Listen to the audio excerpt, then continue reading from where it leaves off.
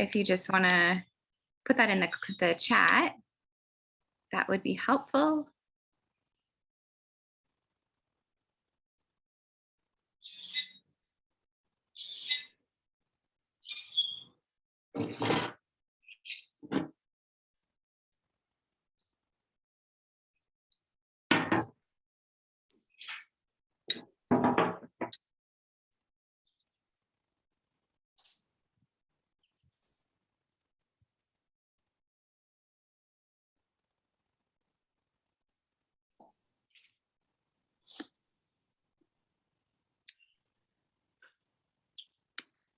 Awesome, awesome.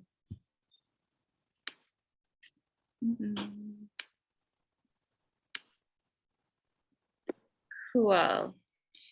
So we're actually not going to talk too much about 4-week gut protocol this week. But of course, if there is specific questions that you guys have, you can definitely unmute and ask at the end, or you can go ahead and put them in the chat box too. But actually, just while I'm thinking of it, why don't we celebrate Meg right now, because she just this week has hit her official 100-pound weight loss in her health and fitness journey. So yay, Meg. That is so amazing. And I think that it just goes really hand in hand with this call, because I think we all know that it didn't happen just because she started pressing play on a workout program, right? And it didn't just happen either because she changed the foods she was eating. It's like so much more than that. It's mindset, it's community, like it's all of the things. And it's not just one thing that is going to create the transformation that you're looking for. It's such a combination of everything, which we're also lucky because we have access to it. We have access to everything that will take us from where we are and who we are to where we want to be and who we want to be. So, I think that we can all just like celebrate Meg, but also just celebrate ourselves too for being in the right place with the right tools, because we have the ability to really do whatever we want within our own health. So, when I was getting ready for this call, I sort of put it out there like, is there anything specific people want? And a lot of people were requesting me to talk about sourdough, which if you actually don't know who I am, you're probably like, why is she going to start talking about sourdough? Because it is very random. I can appreciate that. If you're like, why are we talking about sourdough on a Saturday morning? It honestly feels kind of silly to me too. But if you follow me on social media, you will know that over the last like month plus, I've had a new hobby, and it's in the form of sourdough. And it's been like life-changing and so fulfilling for myself and for my family. And it also was such a great reminder that, it's so important that we have like things that light us up and things that create excitement in our life and try something new. Like someone asked me what my hobby was in like a question box on Instagram.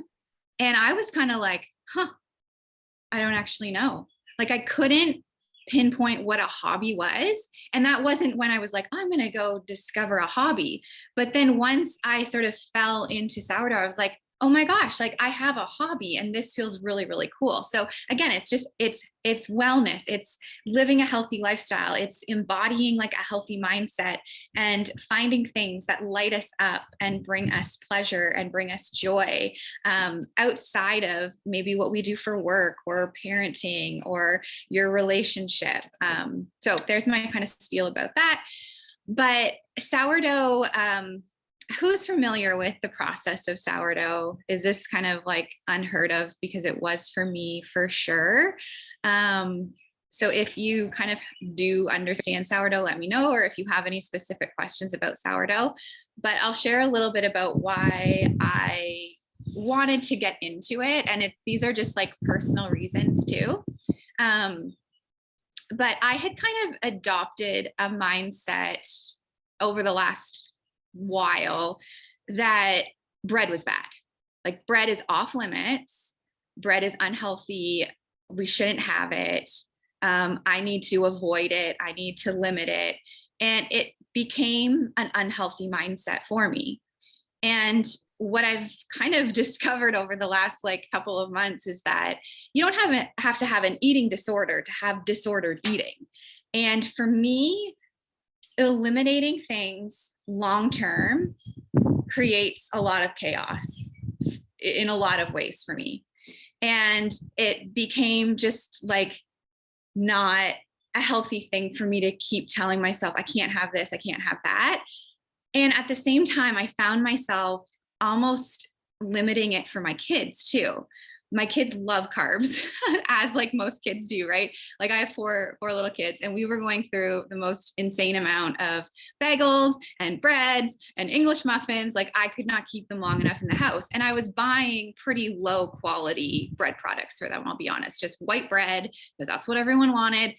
Dempster's bagels and, you know, white English muffins, nothing with nutrients in it at all. And they were eating so much of it, probably because there was no nutrients in it and you can over consume. And I found myself like saying to, you know, my daughter, for instance, like, you already had a bagel, you probably shouldn't have, you know, the toast at lunch or the toast for a snack. And then I realized they might get into this mindset of, oh, it's bad. Oh, it's unhealthy. And I heard them sort of make comments like, oh, mom would never eat that. There's no way mom can have that. And I just started to really look at my lifestyle and think like, okay, having bread is not bad. And, you know, I wanted to get a quality source of bread into my house for my children, but you pay a fair penny for that. And when you have 4 kids that eat a lot, that is going to cause us to go bankrupt. So I had the option of just keep buying like a low quality source of bread, or I could start making bread. And that's when I sort of discovered sourdough, and I realized just how nutrient dense sourdough is and how full of like vitamins and nutrients and probiotics, and it's actually a fermented product. And as soon as I started learning about it, I was like, oh my gosh, this is what I want to give to my kids.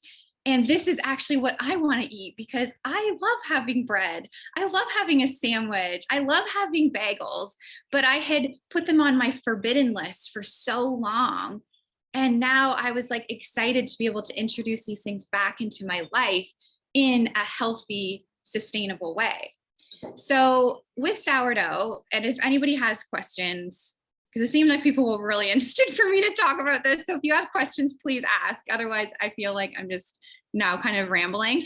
But the process of sourdough is you have to have a sourdough starter. So if you know of anyone who is in the, you know, the hobby of having sourdough, get yourself a sourdough starter from them, because so many people are willing to share if you have one. I have given mine to like probably 5 people within the last few weeks. I just give like a, you know, quarter cup of my starter, and then they can just start using it right away, instead of making your own. So you can make your own, but it's really quite a process, because you have to feed it, which when I say feed it, it just means feeding it water and flour, but you have to feed it like several times a day when you're getting your starter ready, and you have to go through like a discard process, and it's about a week long until you finally get an active starter that you can start using. But in the process, you can often kill it, you can kind of screw it up. So it's a tedious process. So I honestly don't know why someone would make their own. I would just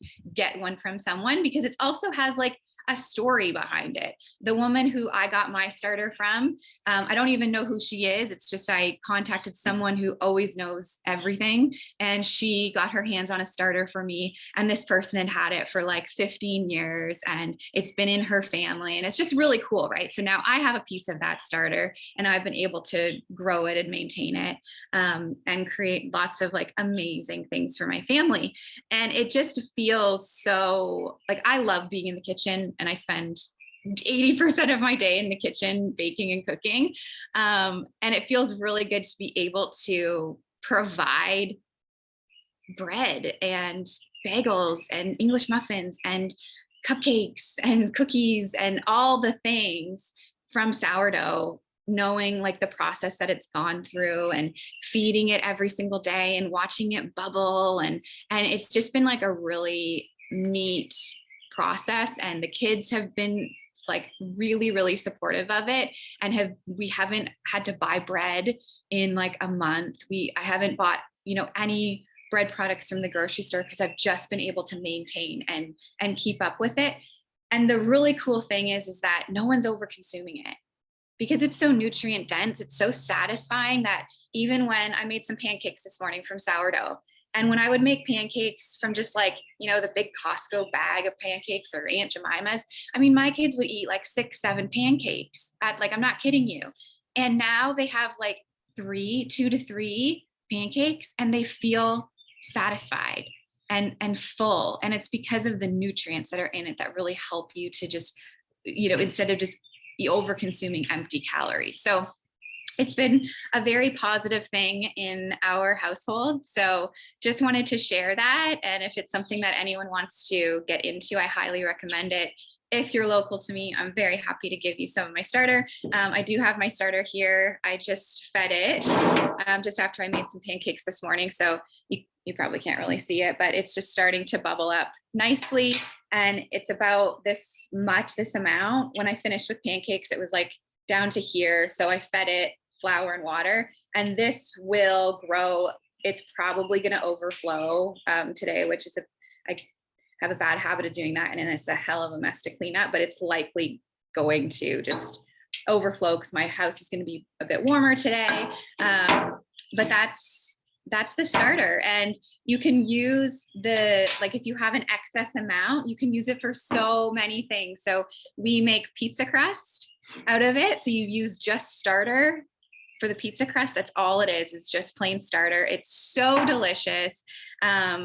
If you have chickens or any farm animals at your house, you can just, any excess starter that you have, throw it on a plate. We actually just did this morning because I had so much this morning. Throw it on a plate, put some rest of the compost on it that you've got in your home, and take it out, and the chickens like devour it like it's a plate of nachos. Like they think it is so, so great. Plus it's giving them probiotics, tons of nutrients, so that they can make some really quality eggs that you can then bring back into your home. And it's like this whole full circle moment. So it can be made gluten-free. You can definitely use gluten-free flour to make your starter. But I didn't even touch on this, but another reason why sourdough is so great is because of the fermentation process that it goes through. Is it actually does a lot of the digesting of the grains before it even gets into your body. So anyone who is sensitive to gluten, unless you're celiac, if you're celiac, like this isn't even an option for you. Like you cannot have sourdough unless it's gluten-free.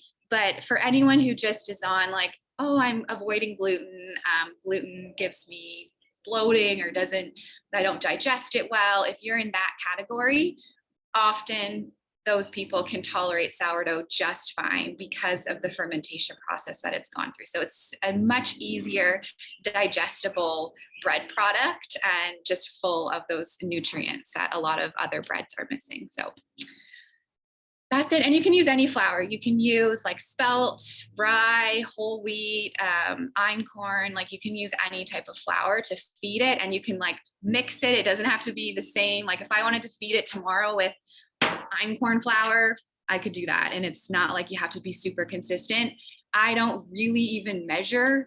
A lot of people will like be very tedious with like weighing the water and the flour. I am not. I literally just like dump it in and get a good consistency, and it's never failed me the whole time I've had it. So it's been a very easy but fun thing to take on. So yeah, any questions about sourdough?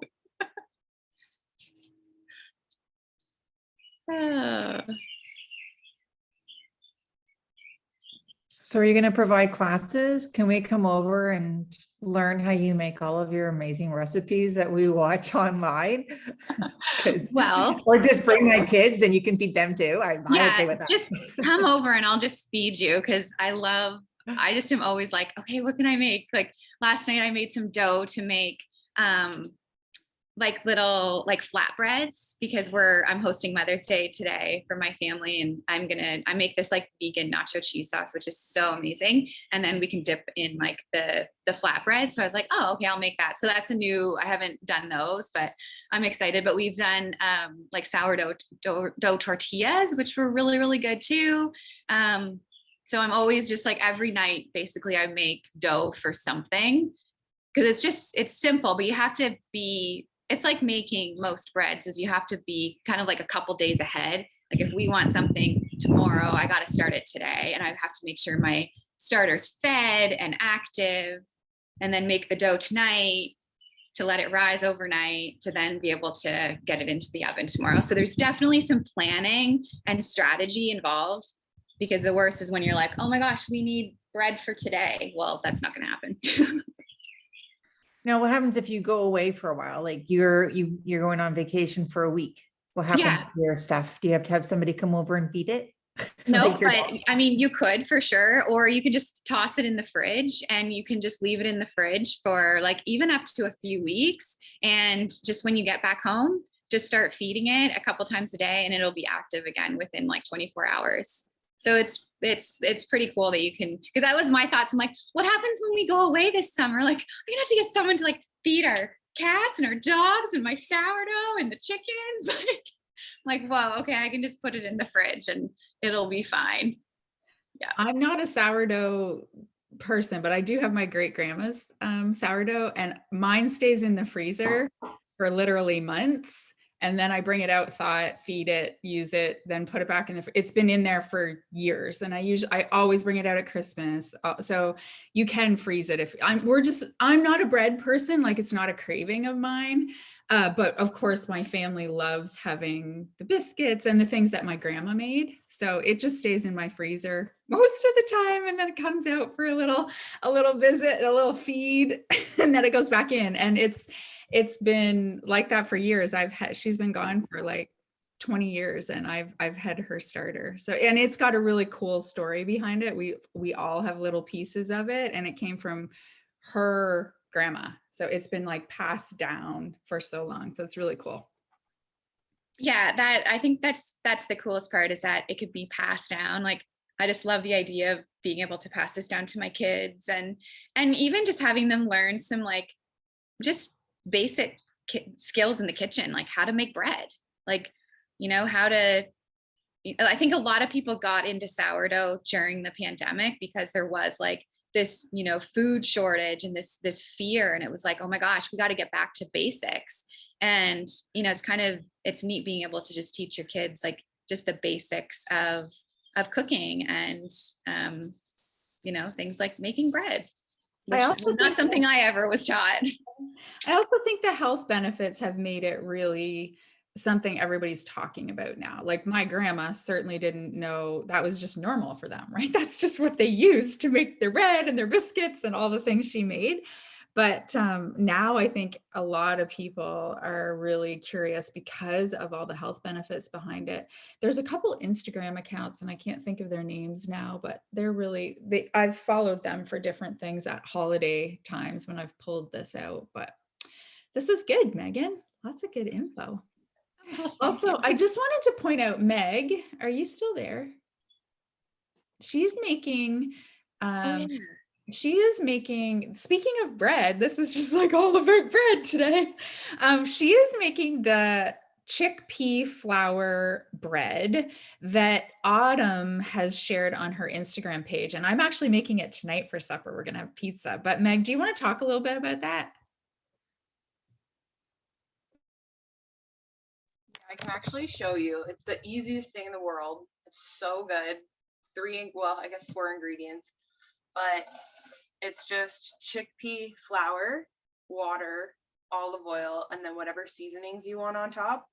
So I'm having a bunch of people over tonight, and I want to be able to stay on track with healthy eating, but also kind of like introduce them to some things as well. So sorry, the lighting in this room is not great, but I can just show you because it's so simple.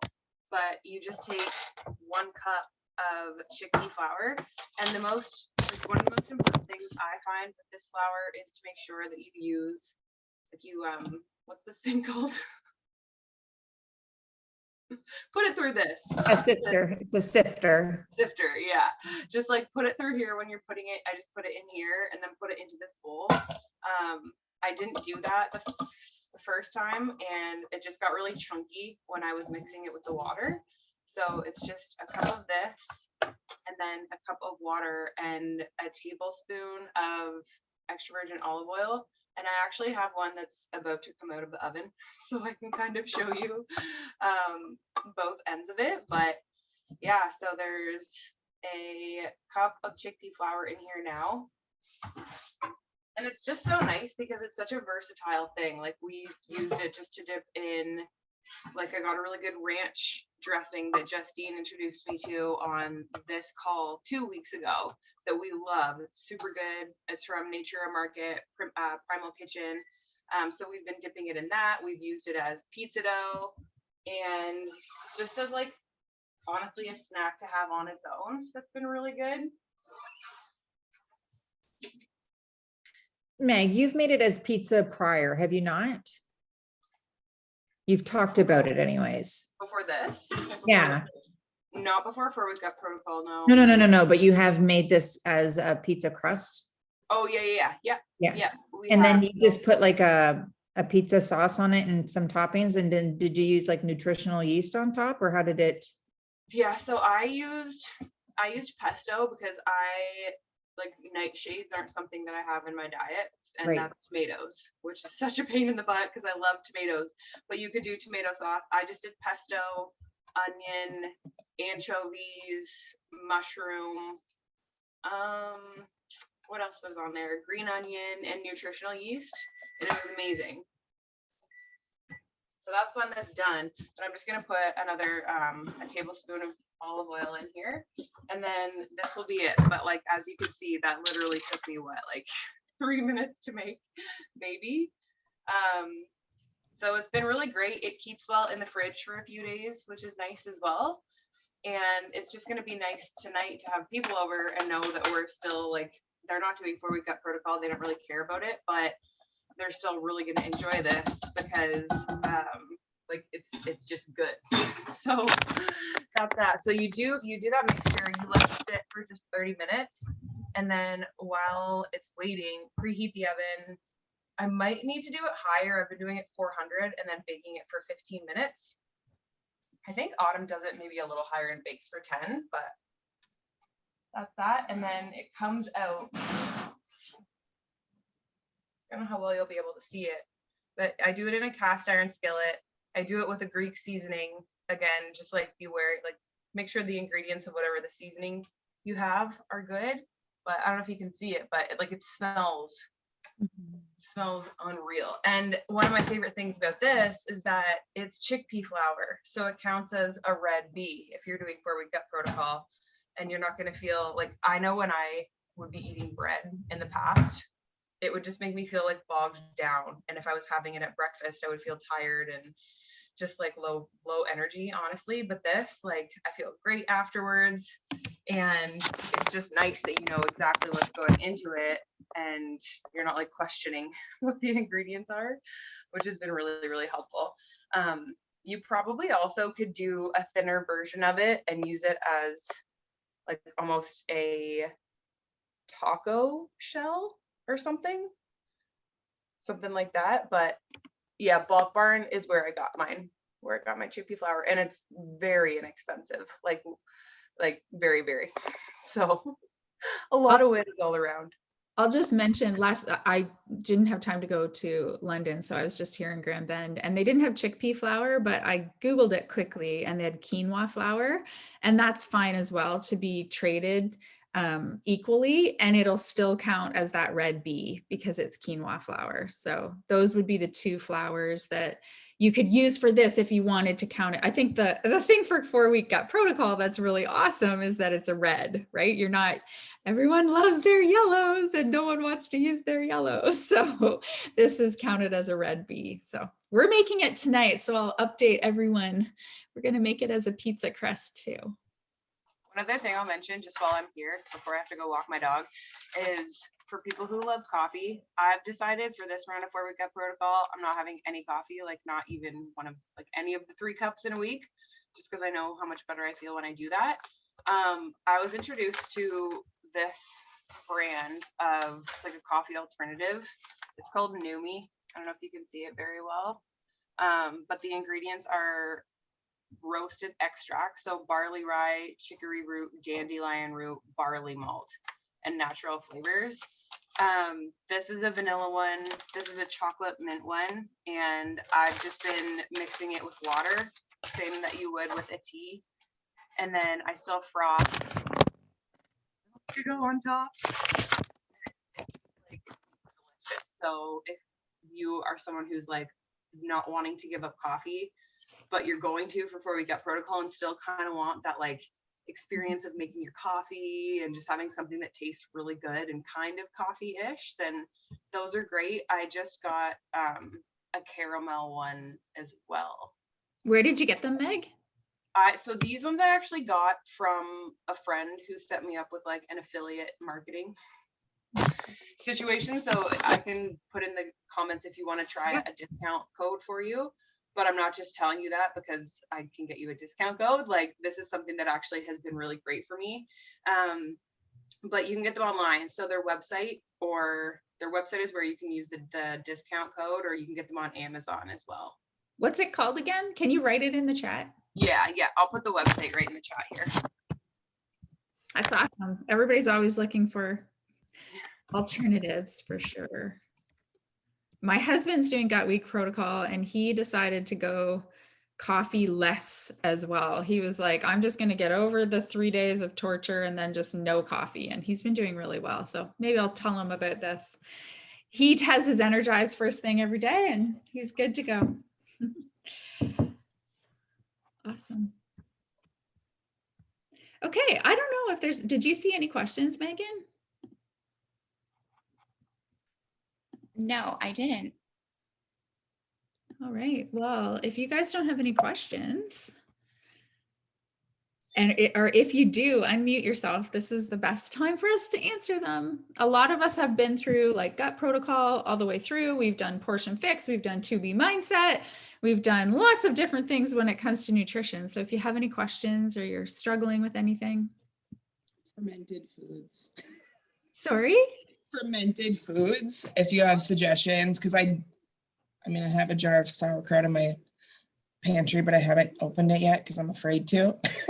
Well, but I've done like the coconut yogurt and use that like a sour cream. So that's what I've been doing, but I'm always looking, and I don't like kombucha either. So looking for other options. Well, I have suggestions that you can do with those two things. So your coconut yogurt, I usually use half a blue of coconut yogurt and I put it into my like oatmeal. So I just mix that in there. You can put it in your shake. The other thing with sauerkraut is I often add it to something. So if I'm making, I will often make just like a big saute pan full of like vegetables and protein. I call it like a plate of, I usually call it a plate of shit. And it really is just a plate of shit.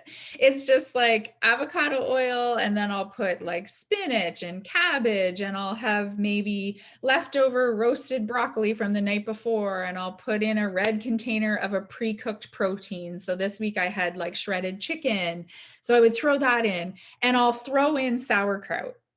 And then I'll maybe put some Dijon mustard or some spices or sweet potato, like seriously anything. And then I'll just saute it all up, and you will never taste the sauerkraut, but it's in there.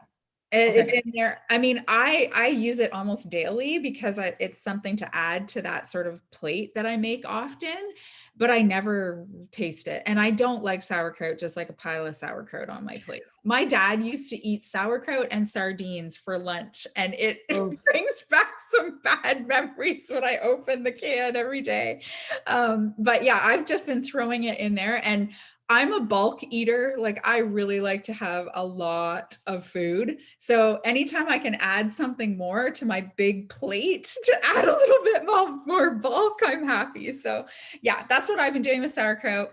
And that's what I do with my coconut yogurt. So I'm actually often getting lots of fermented food every single day, just kind of adding it into different things.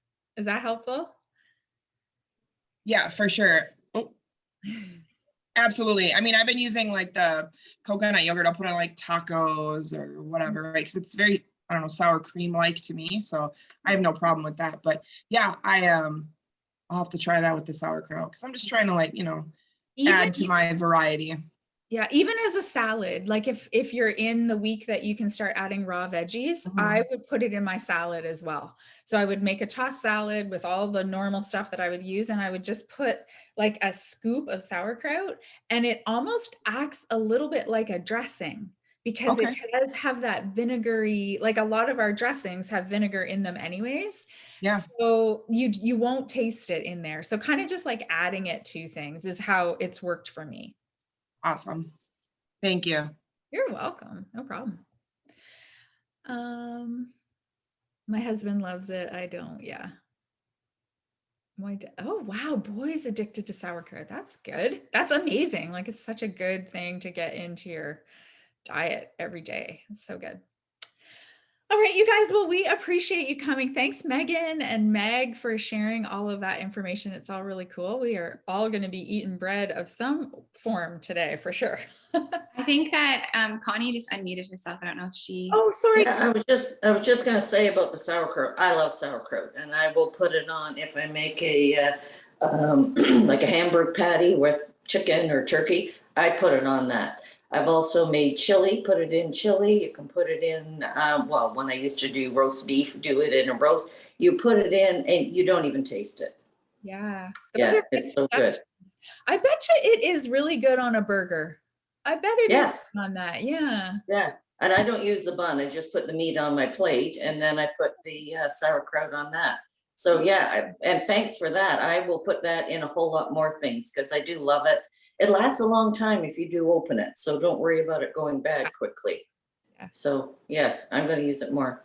Thanks for the tips. Those are good suggestions. The other thing I made this week that I'd never made before is radishes in my air fryer. So I sliced them really, really, really, really thin, tossed them with avocado oil and just like sea salt and pepper, and they were delicious. They were really, really good. So My son-in-law has pickled radishes like you would pickle beets, pickled beans. He's done pickled radishes. Amazing. Oh, but that's a good idea to roast them. Okay. I would love pickled. I love pickled anything. So I'd be all over that. All right, you guys, it's awesome that you came and we really appreciate it. And hopefully that we're giving you tips to help you move forward with your nutrition. Thank you guys. Thanks, Megan. And Thank Meg. you. Bye. Bye-bye. Have a great weekend. Happy Mother's Day. Yes, you too. Thank you.